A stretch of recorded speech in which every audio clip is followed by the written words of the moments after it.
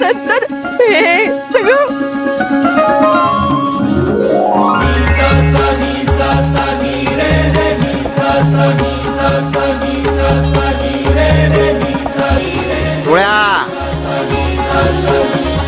अरे तुझा सासरा फार पुण्यात्मा होता, पण परिस्थिती बेताची.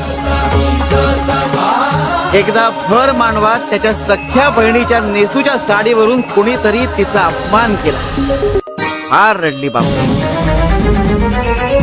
मग त्याच वेळी तिच्या सख्या भावाने म्हणजेच तुझ्या सासऱ्याने भाऊबीजेला तिला नवीन लुगडं घेऊन देण्याचं वचन दिलं.